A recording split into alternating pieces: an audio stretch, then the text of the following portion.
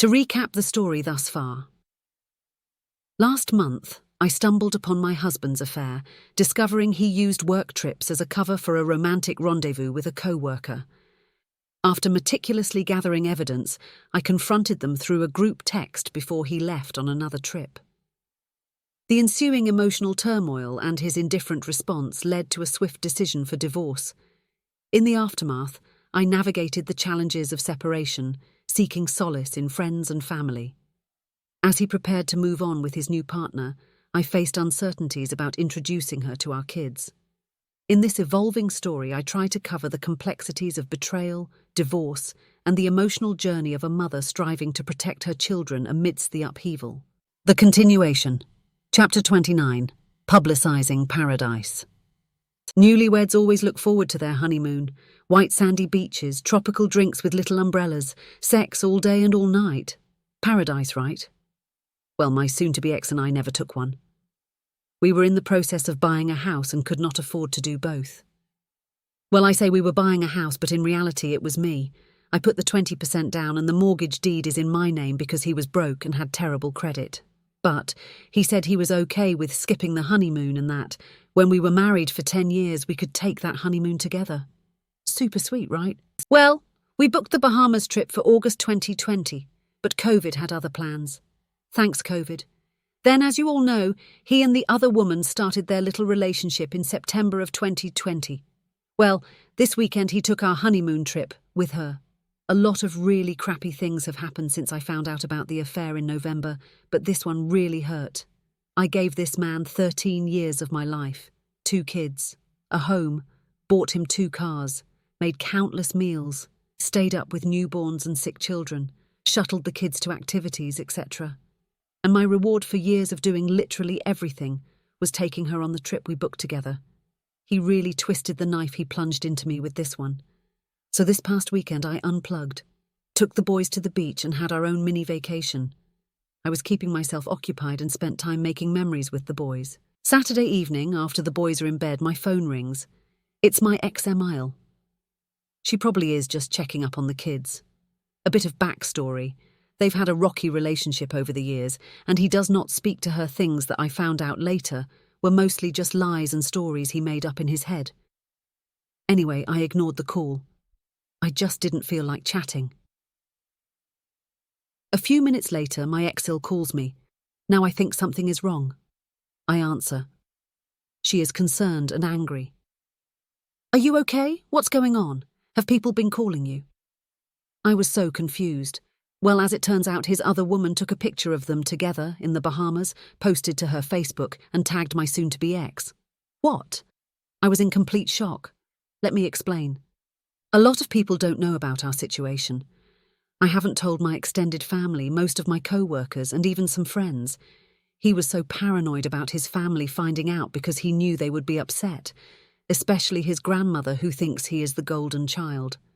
So, there it is. Out in social media for all to see. Our shared family members, my co-workers and friends. I was livid. He took away the possibility of us salvaging our marriage with his affair. My hands were tied. He was in love with someone else. Fine. Now he took away my privacy. My marital status is now out there for all to know. Again, I was stripped of the ability to make a decision for myself and tell people on my own time. I went through my phone and saw I had missed calls from 2 co-workers and a friend. I can only assume that's why they called. I haven't called them back because I don't know what to say. Ha ha ha, yeah, I'm separated. Yeah, I didn't want to tell people till I was legally divorced. Yes, he has a girlfriend. Sure, I'll retell the story and live through that pain again, no problem. So I confronted him via text. His response. We are divorced in everything but the paperwork. You've gone on dates and living your life just like I am. What? Do you mean the only thing that really signifies a divorce is the one thing we don't have? What an idiot. And yes, I've gone on a handful of dates, but I'm not posting about each one to social media and sending selfies to our family and friends. Look, I get it. You are in a relationship and you are happy. That is great. All I'm asking for is a little respect. Your publicizing your vacation with her also affects me. But I guess you have to care first to recognize that. I want you all to know I read each and every one of your comments. A lot of you have stated that I need to start doing it for me. I want you all to know that I hear you and I agree with you. I have been wrestling with a decision for the past few weeks now concerning my future and the boy's well-being. Today, when I pick up the boys from his apartment, I am going to tell him my plan, which I require his signature. I hope he doesn't fight me on this. It's what's best. I don't want to reveal too much on my reasoning as you never know who is reading. I will update you all soon. Chapter 30, Home Sweet Home. Months ago, when we started the mediation process, there was a great deal of negotiating. We both flip-flopped on our wants and made compromises. One thing I was never willing to compromise was retaining the house in the divorce. I made concessions and declined alimony but never wavered on the house. It was agreed that the house would be 100% mine and there would be no alimony. Now, because my soon-to-be ex was so done with the mediation process and looking forward to his new life, he never took the time to have the house properly assessed. Instead, he opted to just take a number off an outdated website and use that as our base point to figure out the home value. Idiot. Our mediator did the numbers based on what we owed on the house and what our profits would each be. Then she figured out what alimony over a period of time would be, and it was close to what his profit for the house would be, so he agreed to the arrangement. But the home value was inaccurate. He didn't know that, but I did. So now that our divorce agreement filed into court has me owning the house, which is only in my name BTW, I had to have him sign off that I could sell it before the divorce was finalised, and that he could not retain any of the profit from the sale. He came over to pick up the boys and I talked to him about it. I explained how a move would help the boys as we would go live with my mother who lives in a fabulous school district. It would also help me to not struggle financially and allow me to return to school for my 3rd degree without worrying about tuition or childcare. Our kids would have round-the-clock care from me and my retired parents and be close to their cousins who also live in that town. He agreed it was a good idea, signed the paperwork and left. I immediately sent the papers to my lawyer. A weight has been lifted off my shoulders. The next morning I woke to a long text message from him. With time to think and time to speak to his other woman, probably, he became very angry. He accused me of making a selfish decision, and it wasn't best for the boys. So you mean to tell me a better school system, town-sponsored sports teams, living with grandparents who have time to spend with them, going to school with their cousins of the same age, and allowing me the ability to not struggle financially and provide them with more is a selfish idea? So I asked him, when he plans to move across the country to be with the other woman, will that move be in the best interest of the boys or him? Silence. He knew I was right, so he switched gears. He then complained about the commute for him to pick up and drop off. I reminded him this move adds to my daily work commute as well, and is not just an issue for him. But it would benefit the boys, so I'm willing to do it. Plus, it's only 18 miles farther from him. It isn't clear across the state. Then the real reason. He wants money. He said he deserves some of the profit for the money he contributed for 10 years. Okay, I see your point, but you gave me the house willingly after I declined alimony. Then you signed off willingly that I could sell before the marriage was finalised. You should have done your research about what the house was worth, like the mediator suggested, instead of just relying on the internet. If I give you a dime, it's out of the goodness of my heart because I'm not obligated to do anything for you. So I asked him, after all these months and what you put me through, do you deserve my kindness? He changed the subject and complained about something else, avoiding the question and the obvious answer. Now I get to truly start over. My boys and I will be surrounded by family who love and support us. I will have zero financial worries, be able to return to school, put money away for the boys' college, and have enough left to put down on another home when the housing market settles down. This is a decision that was necessary for my future and the future of my boys. I've been waiting to get to the point to be able to do this, and the time is now. The boys will start in a new school with their cousins in September, and I am already looking into town sports and activities for them. I know my soon-to-be ex is angry and bitter about this, especially since his hands are tied. But he made a decision for himself a few months ago to start this affair, and that was exactly how I felt. Now we both move on and look towards the future we selected for ourselves. Chapter 31, Layups and Rebounds. The past few days I spent at the beach with my dearest friend and her children. The kids played, ate pizza, swam, and made great memories. We all did. I appreciated the mental break from life and just kicking back and soaking in all life has to offer. In the evening, we tucked in our children, who were rightfully exhausted, and then sat outside in the warm, salty air and talked. We sipped white wine and gabbed for most of the evening. It was so lovely, and a reminder that good friends are so necessary. The family that you can choose. Of course, our conversation drifted from time to time to my soon-to-be ex, and that is to be expected. She started speculating on why and when and all other factors that could have led to his decision, and there were so many questions. After finishing our glasses, we came to the conclusion that there is no rhyme or reason, and logic fails us in this inquiry. What we did start to explore, which I had not previously, was what were her motivations. She legally divorced and a month later is dating my soon-to-be ex. Granted, they were friends and former colleagues, but to jump right into serious dating less than a month after a divorce seemed strange. My friend then said, she didn't even get the chance to have a rebound. Then it hit me. Is my soon-to-be ex the rebound? A man was giving her comfort during a difficult time, giving her gifts, flying to her, etc. Is it possible this is a safe and comfortable rebound for her? Aside from regular visits, he has flown out their 3 teams just to accompany her to weddings. During my investigation before the confrontation, I read multiple messages from him telling her that he loved her, and she did not reciprocate that sentiment. Maybe she does now, but she did not then. Again, I know this is futile, a waste of my time, and will be fruitless. But I'm so curious about this possibility. I know many have stated that I speak too much about him, should move on, live my life. I am a woman, hear me roar. But the real truth is this post is therapy to me. A diary entry, if you will. At no point did I ever expect or promise to be a role model or a beacon of shiny light to struggling victims of infidelity.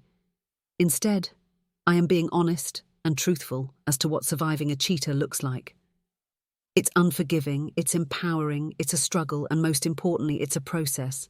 So yes, I will get to the happy place we all hope for, but until then, this is the journey.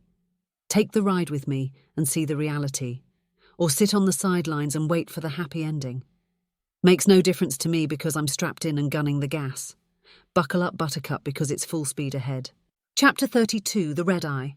Back in May of this year, I made the custody schedule that my soon-to-be ex and I currently follow. I took into consideration all of his visits to see her, and I structured a fair and equal schedule. Again, that was May.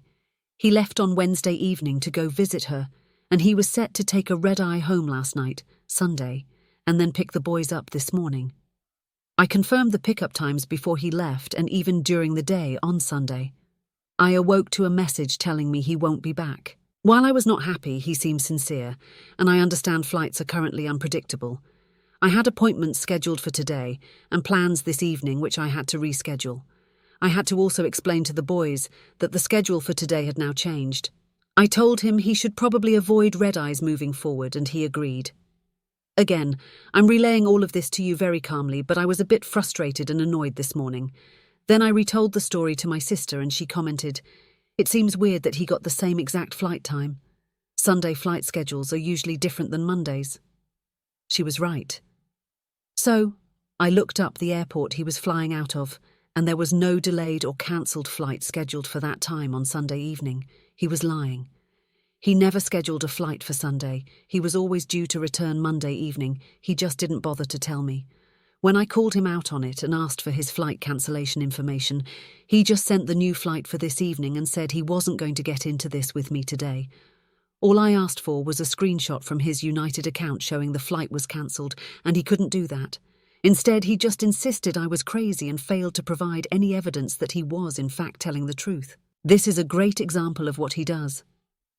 On the exterior, he is kind and apologetic, but deep down he is manipulative and sneaky. Then when I call him on the BS, he is defensive and dismissive. I'm frustrated because he is always telling me we need to communicate better, and meanwhile he still refuses to do so. Do as I say, not as I do. I wonder if the other woman knows he did this. I doubt it. This woman is welcoming this pathological, manipulative liar into her life. and she has no idea. I honestly feel bad for her, but I guess that's what you get when you knowingly poach a cheater. He is probably telling her I'm going off on him for a completely different reason, always making me the bad guy. I feel a bit defeated because I know while he lives here and we share this custody arrangement, he will continue to take advantage and manipulate me. Then he gaslights me into thinking I'm crazy. It's a cycle that I don't know how to break. The part that angers me the most is if he had told me before he left that he needed an extra day, I would have been accommodating. I wouldn't have booked appointments or made evening plans. I would have said okay and told him I'd like to just tack on an extra day somewhere for me. No harm, no foul. Why couldn't he just do that? Why build a story about being at the airport most of the night, talking to flight reps for 2 hours, trying to get earlier flights that were booked or expensive? Why do any of that? Who are you protecting? I honestly don't understand his motivations or reasoning. All I know is that I need this behavior to stop so I can go about my life. Chapter 33, Money Matters. First and foremost, let me just say, the audacity of my soon-to-be ex will never cease to amaze me. With that being said, let's talk about money. In January 2020, my soon-to-be ex and I created a marital settlement agreement, basically divorce papers. This MSA had me declining alimony and keeping the house. Come March 2020, he wanted to change the MSA for a different custody arrangement, not for the house or other assets. In June 2020, we signed our MSA, but in our state, once the paperwork is served to the defendant, they have 30 days to contest the MSA. Spoiler, he did not contest. In July 2020, I decided I wanted to sell the house, so I had him sign another legal document waiving his right to the home and any equity profit from the sale. Now we fast forward to September 2020. He wants the house. I swear this man makes his own rules.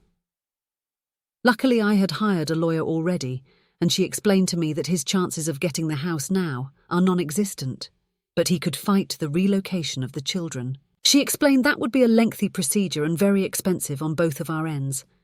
I know for a fact my soon-to-be ex is struggling financially, so I called his bluff. I told him to get a lawyer. I can prove financially that I need to sell the house. I can also show they are moving to a far better school district, will be attending school with their cousins, have more opportunities for extracurriculars, and will have round-the-clock care from grandparents. I took the children to see their new school, and it is quite amazing. The kids are so excited to go to their new school. I have all of the chips stacked in my favour. Also, our MSA has him tentatively moving out of state at some point. Why would a judge agree to keep them closer to their dad if he will be leaving soon? His defense for the relocation? It's a long drive. Really? The commute went from 12 miles to 28 miles. I didn't move across the state. Is it convenient? No, I get that. But it's not impossible. He suggested the boys start their new school in January. January? He said they should stay in the house until it is sold.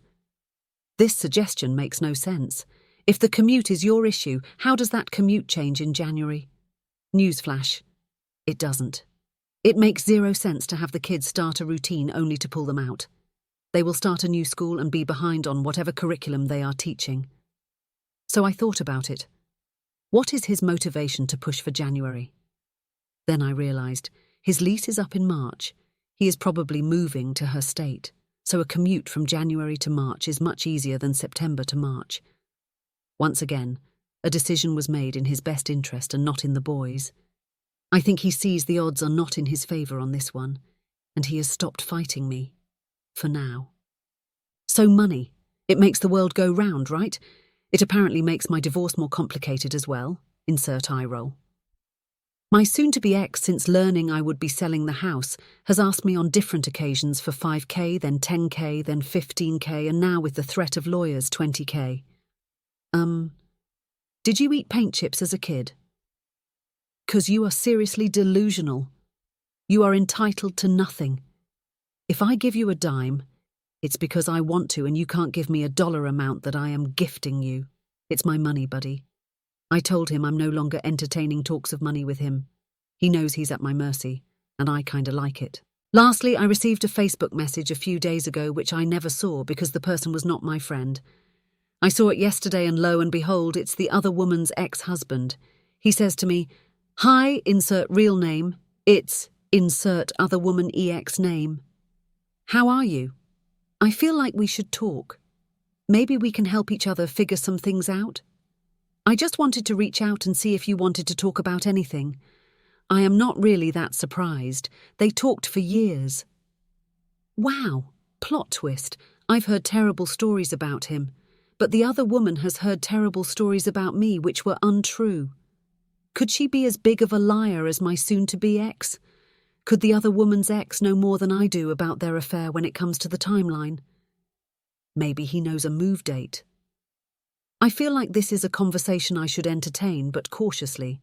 I messaged him back and I'm awaiting a reply. I will post once I have some answers. Chapter 34. The Other Woman's Ex. My life, as usual, has been a bit upside down. Between moving, selling the house, starting back to in-person school, and my graduate program, I don't know if I'm coming or going. But I, of course, made time to speak with the other woman's ex. First of all, as I stated in my previous post, I was told this man was a terrible person, a drunk, a gambler, a womanizer, etc., and stupid me, I listened. But now I can hear the other side of the story, one that isn't tainted by my ex and his other woman. I learned so much, so forgive me if it seems all jumbled. I have no idea where to start. So in a nutshell, here is what I learned. He did have a drinking problem but got sober in 2017. He has known that they have talked for years and, unlike me, knew there was romance brewing. I learned that my soon-to-be ex met her a few years ago for dinner when she was in the area for work, and he told her that he loved her. She told him, and he said he knew at that moment something would happen with them eventually, and he shut down emotionally with her. That was the beginning of the end for him. He confirmed my notion that she liked to be fawned over. He suspects she entertained my soon-to-be ex for attention, and to receive attention from her spouse. Gross, right? Anyways, they were not meshing and grew apart. They did not divorce in September of 2020, as I was told, but instead they separated at that time and weren't legally divorced till March 2021. Even grosser, right? She raked this man over the coals financially as well. She closed out their joint account and took all the money and then filed for divorce. What a peach, huh? She brought up his 2017 rehab stint to get full custody with supervised visitation for him. She's also introducing him to her family and friends as her new boyfriend and leaving out the affair and the fact that he is married still. The other woman's ex is apparently still friendly with her family and some friends and wants to make sure that this fact becomes common knowledge, justified exposure, and I'm here for it. The other woman's ex also thought my soon-to-be ex was already living in their state and was not aware he was staying in her house with her when he visited. Spoiler, it's his house, not hers. Needless to say, he is not happy about this. He was also not aware till he found me on Facebook that we had children together. Apparently, this wasn't an important detail for the other woman to bring up when she mentioned my soon-to-be ex to him.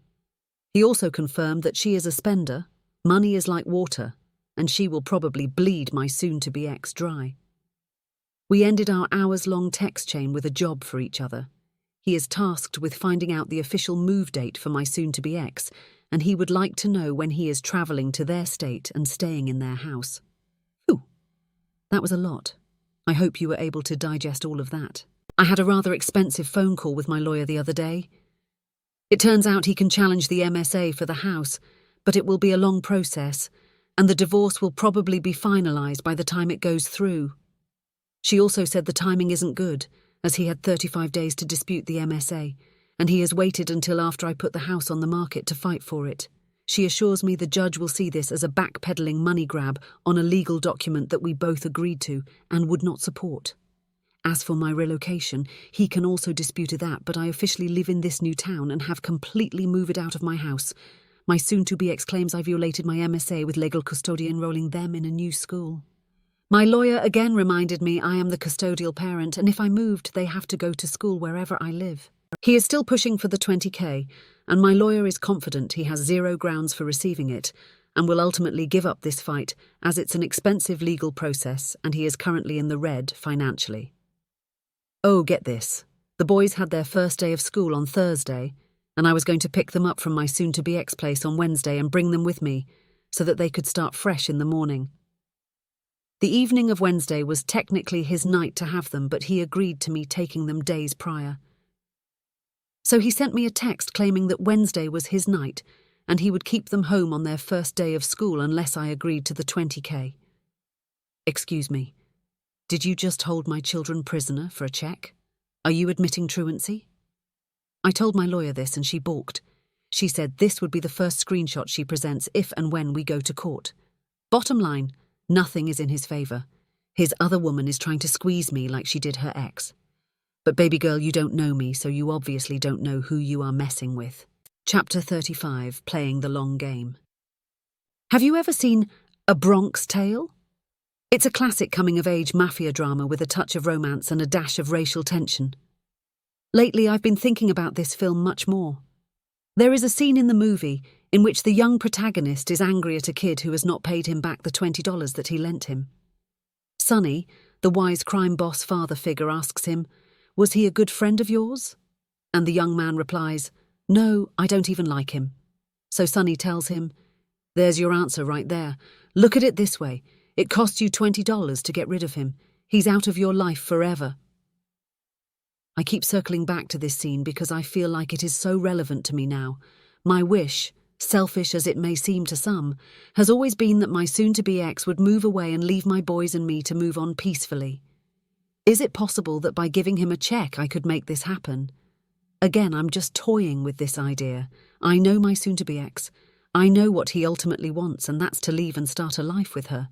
If I give him money, I would be financing his move out of my life. Let me explain how I know this to be true. Last week when we argued about money and he asked for a ridiculous sum of $20,000 to pay for his expenses of shuffling the boys back and forth and wear and tear on his car, I called his bluff. I told him I'd give him the $20,000 but stipulated that he can't move out of state for 2 years. He was enraged at this. "You can't tell me what to do with it and where I can live, blah, blah, blah." If he really wanted money to pay for commuting expenses for the kids, like he claimed, he would have snatched this deal, but he didn't, so I know he has no intention of staying. So if, and I said if, I decide to give him money, it would only be carried out after he signs a legal document stating that he is receiving a one-time payment. I have been more open to this idea because 1, I want him to go. 2, my house is under contract and I am receiving well over asking. 3, if he moves out of state, he owes me close to $1,000 a month in child support, and I'll make my initial investment back in no time. But I also hate the idea. This man bet it all and won. I was the victim and I lost, and I feel like I keep losing. I know I'm playing the long game here, and years from now when the other woman bleeds him dry and/or he cheats again, 'cause he will, and/or my kids grow to learn what he did and want no part of him, I will have won. But I feel like for that to happen, I have to take some lumps now. I'm going all 3 rounds and the bell hasn't even rung for the end of the first. I have a lot of thinking and talking to my lawyer to do. Is it another loss for me to give him the money, or is it just another of my elaborate, yet patient, plans, like the one that started this post months ago? I'm still debating. Chapter 36, Father of the Year. Sometimes, and only sometimes, my life shocks even me. I sit back and look at the situation and think, this poor girl, how did she ever get here? Then I snap back to reality and realise that the poor girl is me. Just when I think the worst has been done and I've seen it all, another event surprises even me. It's like I'm walking around in a complete state of disbelief and my jaw is locked in an open and stupefied position. 4. Very short days ago, I actually had a moment of weakness and entertained the idea of giving him what he wanted, yet again, and signing a check over to him. And then, just to kick himself in the pants, today happens, and now there is 0 doubt in my mind. He will never see anything from me, and that's the only thing he will be able to take to the bank. Wednesday and Thursday nights, according to this month's custody schedule that he made, were supposed to be his overnights. He told me a few days ago that he had to be at work very early Friday morning and asked if he could drop the boys off Thursday evening and lose his night with them due to work. I said okay, and we kept it moving. Today, Friday, while at work, I get a text from the other woman's ex, The other woman texted him to warn him that my soon-to-be ex would be there at 8 a.m. Saturday morning to watch their oldest child's sports practice. She wanted to give him a heads up and asked other woman's ex to be respectful. This would be the first time they have met. The ex isn't thrilled about it, and I don't blame him, but he texted me to give me a heads up that he was in their state. But wait, how could this be? He had to go to work this morning. He usually works from home till thanks COVID, and there is no way he could be there. So I thought about it. How could I figure out that he took a flight this morning or potentially after work today?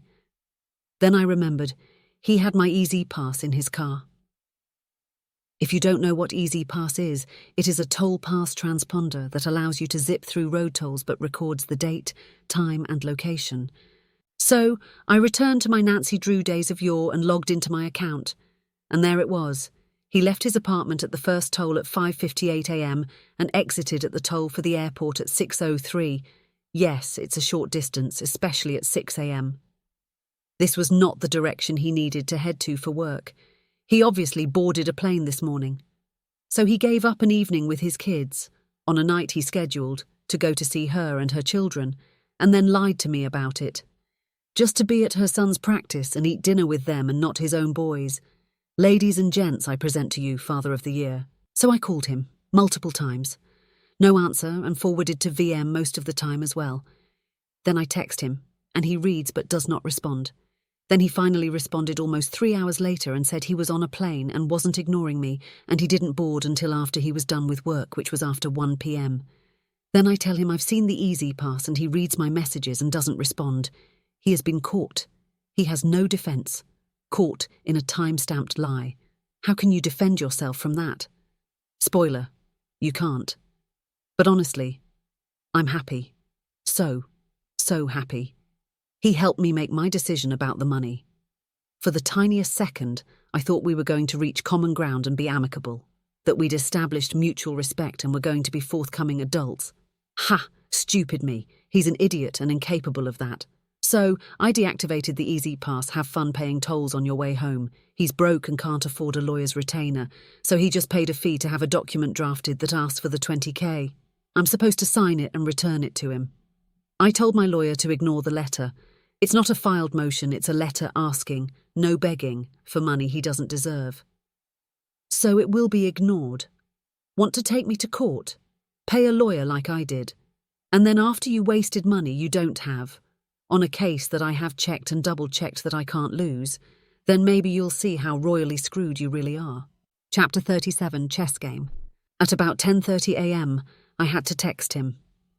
I didn't want to. I wanted to start keeping him at arm's length, but I had to make sure he was picking the boys up from school. So I texted him and asked for confirmation. He seemed confused as to why I needed confirmation. Perhaps it's because you are irresponsible and completely unpredictable. After that, he attempted to give me the world's worst excuse for ditching his kids for his new girlfriend. Warning, here comes the lies and gaslighting. He claims he drove to the airport in the morning, boarded mass transit and headed to work, then returned to the airport and hopped on a plane. Are you crazy? This is the craziest thing I've ever heard, not to mention he lives in a commuter town, closer to the city he works in than the actual airport. How does this even make sense? My reply was, listen, it doesn't matter. I don't ever expect you to be honest, and that's fine. You've lied to me for over a decade, and I don't expect any of that to change. Then he went on to defend himself, claiming he hasn't lied about a thing. A dear friend told me he thinks he is playing you and winning, but he is playing this game alone. I'm not a competitor sitting across from him at the chessboard. Each time he thinks he's winning by dealing me a blow, he's actually hurting himself. Every lie he tells makes it a little bit easier to not care. Every stupid, selfish thing he does only helps my case against him. He is playing this chess game by himself, and every winning move is a loss. Only once the divorce is finalised and the chessboard is cleared will he see that his king has fallen and all the pieces are mine. Chapter 38, Bad Company. Wolves travel in packs, elephants form herds, birds flock together, cheetahs keep close company. Could this last statement be true? I believe so. Let me tell you all a story. My soon-to-be ex had 2 close friends. These friends, along with their amazing wives, would spend time with him and me going to dinners, children's birthday parties, concerts, and football Sundays. While the wives and I had no connection except our husbands, we ultimately became friends. This is the story of those women, their soon-to-be ex, and how narcissists attract narcissist friends. These women are all now divorced or going through the process. We have found strength in each other, and for that I am grateful. If you thought my story was intense, I hope this post makes you realize there are women in situations just as inconceivable as mine. I addressed the other 2 members of the First Wives Club about posting their stories, and they were excited to let the world know, anonymously of course, their stories. I asked each woman to select a nickname that represented their ex, and I'm excited to tell you the story of Dobby and Campanella. Dobby. This man was an outgoing man who was always the life of the party, sometimes irresponsible but always concerned with the well-being of others. He was always very kind to me, and when he met his now ex, I was over the moon for them both. She is a smart and spicy woman who is kind and painfully honest. They seemed to complement each other so well, and I even shed a tear at their wedding. But only a few short months after their wedding, things would take a turn. Dobby was cheating. With men. Yes, you heard right, folks. Men. And how did she find out? Well, he came clean, via a text message while she was working. Wow, talk about timing. He should have been upfront and honest about his uncertainty with his partner before the marriage. She was hurt and confused and questioned how she got there. While he looked for men online and through apps, she was left in the dark. Of course, his narcissistic mentally made him a victim. She is the only one legally divorced now, and she is living her best life. Moved out of state, got a great job, and is embracing her new lease on life. I'm so proud of her and hope to be her one day soon. Campanella. Let me tell you about this man. This guy literally stepped in it when he met his soon-to-be ex. She is a literal beauty queen who is kind, comes from a good family, and so very intelligent. But early on in their marriage, there were questions about his loyalty to her. On one occasion, she found a Bumble profile of his in which his profile picture simply cropped her out. Idiot. On the outside, he was outgoing and a friend to all, but obviously he was too friendly. While he not only had issues with commitment, he also has issues that need to be clinically diagnosed. When I say this, I mean his mood shifted with the wind. He started to become very nasty. He would yell at her and say such terrible and undeserving things. Perhaps he was pushing her away out of guilt, or maybe he's just a jerk. My money is on the latter. But never fear. Remember I said she was intelligent? She started recording his rants and verbal abuse. She had enough evidence and was about to leave, but he got smart and realized what she was doing. At that point, he took her phone, deleted all the saved voice memos, and even took a swing at her. Big tough guy, right? The next day she picked their child up from daycare, filed a restraining order, and never returned. Today his moods still change. He sends her pictures of women he's dating, and then a day later, he's begging her to get back together. The First Wives and I agree that he is only doing this because the fear of being alone is now overtaking him. Who will feed his narcissistic ego? He will probably be just like my soon-to-be ex when he meets a new fool, I mean a woman, to coddle him. My point in sharing these stories was simple. We are all dealing with narcissists. Some stories are more complex than others, but all are tragic for the victims. So if you are reading this and think my story is too wild to exist, please know that my story is one of many that can be told. In the end, though we are all better off for taking the steps to move on, I hope if you are struggling with a narcissist, cheater, abuser, or overall piece of trash partner, that you take the steps to leave and move on. There is better out there for you, you just need to step outside and find it. Chapter 39, Beer Muscles. I dread Mondays, not because of returning to the work routine, well, also because of the work routine, but because of the return of my soon-to-be ex.